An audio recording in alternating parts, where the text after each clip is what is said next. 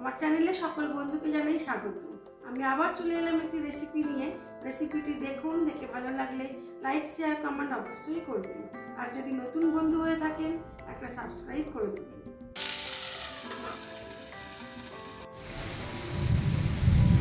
প্রচুর বৃষ্টি হচ্ছে।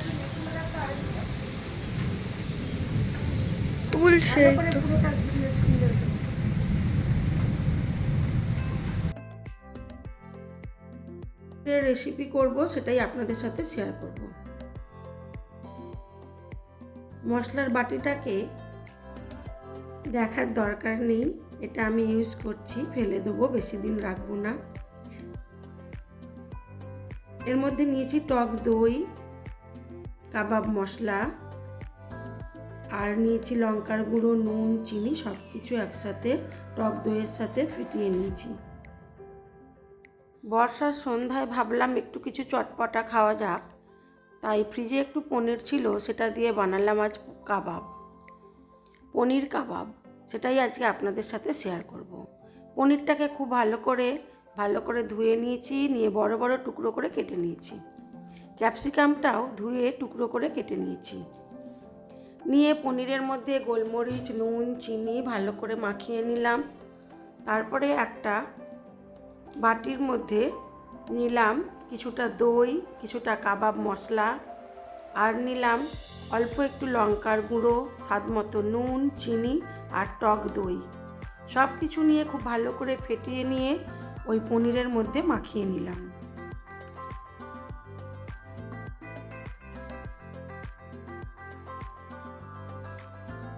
মশলা দিয়ে পনিরটাকে খুব ভালো করে মেখে নিয়েছি। এবারে কাঠির মধ্যে পনির আর ক্যাপসিকামকে সাজিয়ে নেব।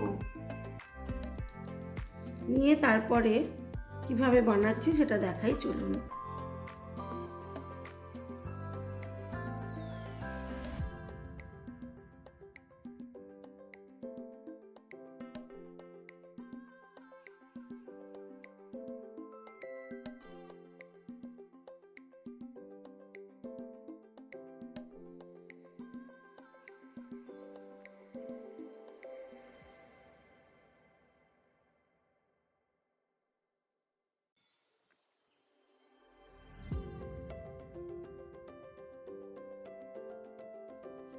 যারা পনির খেতে ভালোবাসেন আর যারা ভালোবাসেন না, তারাও আজ থেকে পনির খেতে ভালোবাসবেন যদি এইভাবে একবার কাবাব বানিয়ে খান।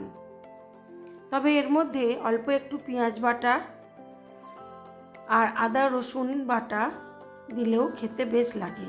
আমি কিন্তু কিছুটা এইভাবে করেছিলাম, আর কিছুটা পেঁয়াজ বাটা, আদা রসুন বাটা দিয়ে একটু গ্রেভি করে সেগুলো একেবারে তাওয়ার মধ্যে নেড়েছিলাম।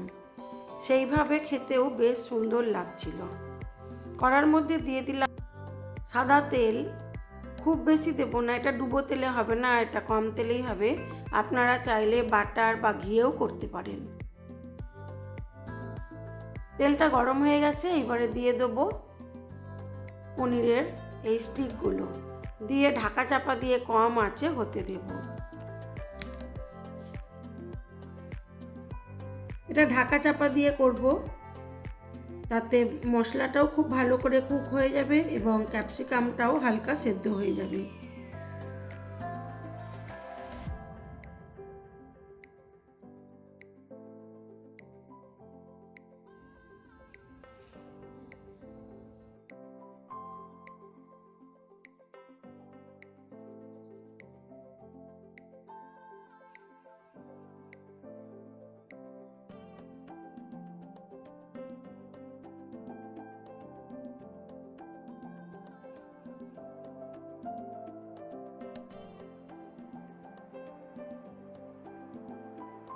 ঢাকা খুলে খুলে মাঝে মাঝে ওই মশলাটাকে এর মধ্যে একটু করে দিয়ে দিলে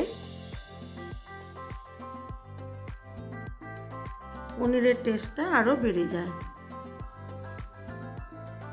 চলুন আমি এবারে এটাকে সার্ভ করে দিই।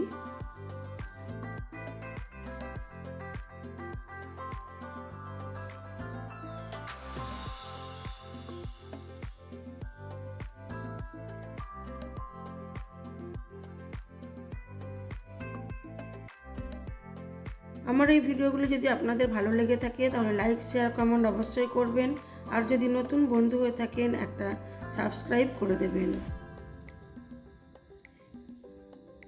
এইভাবে অবশ্যই একবার পনিরের কাবাব করে খেয়ে দেখতে পারেন, খেতে কিন্তু দুর্দান্ত হয়েছিল।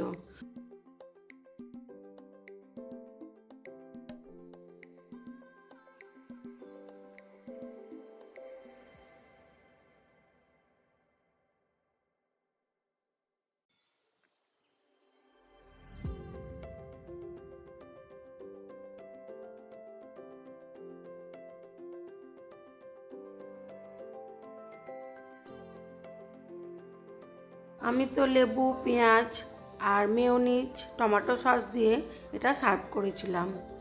আজ এই পর্যন্তই। সবাই ভালো থাকবেন, সুস্থ থাকবেন, নিজেদের খেয়াল রাখবেন।